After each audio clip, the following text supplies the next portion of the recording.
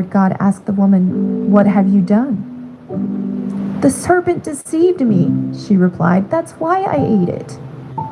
Then the Lord God said to the serpent, "Because you have done this, you are cursed.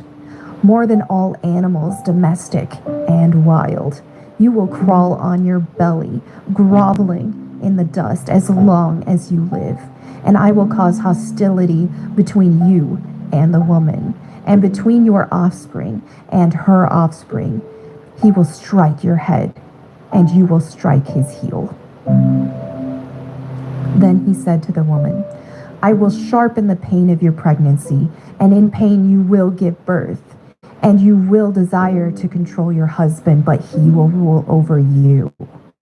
And the man said, and to the man he said, "Since you listened to your wife and ate from the tree whose fruit I commanded you not to eat, the ground is cursed because of you. All your life you will struggle to scratch a living from it. It will grow thorns and thistles for you, though you will eat of its grains. By the sweat of your brow you will have food to eat until you return to the ground from which you were made. For you were made from dust, and to dust you will return." Then the man Adam named his wife Eve, because she would be the mother of all who live. And the Lord God made clothing from animal skins for Adam and his wife. Then the Lord God said, "Look, the human beings have become like us, knowing both good and evil. What if they reach out, take fruit from the tree of life, and eat it? Then they will live forever." So the Lord God banished them from the Garden of Eden and sent Adam out to cultivate the ground from which he had made. After sending them out, the Lord God stationed mighty cherubim to the east of the Garden of Eden. So if you eat from the tree, you would live forever. So would that basically mean that Adam and Eve are still alive to this day?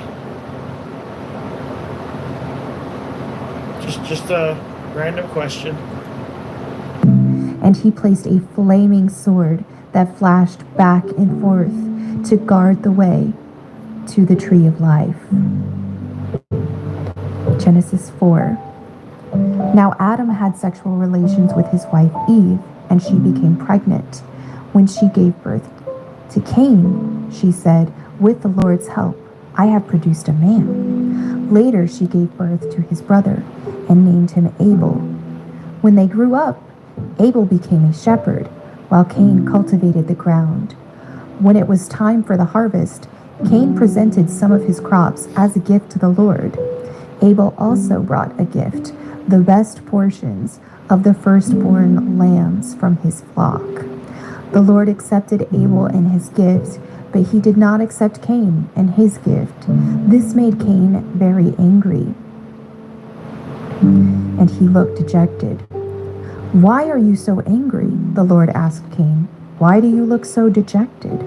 You will be accepted if you do what is right. But if you refuse to do what is right, then watch out. Sin is crouching at the door, eager to control you, but you must subdue it and be its master." One day Cain said, So for the longest time, I always wondered why Adam and Eve had Cain and Abel, but we're all supposed to come from Adam and Eve, right? And in the Old Testament, in order for that to happen, the brothers had to be with the sisters, and the sisters had to be with the mothers had to be with the father. It had to happen in order for all of us to come from two people. It changed when the New Testament came along. But I always thought Adam and Eve, I was like, well, they had Cain and Abel, so they had two boys. I was like, how did they have more kids?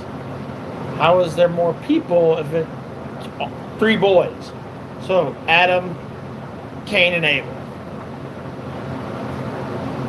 Where'd the rest of us come from if that's the possibility? But when you get further in the Bible, there is a verse that says that Adam and Eve had more kids, girls and boys. So suggested to his brother, "Let's go out into the fields." And while they were there in the field,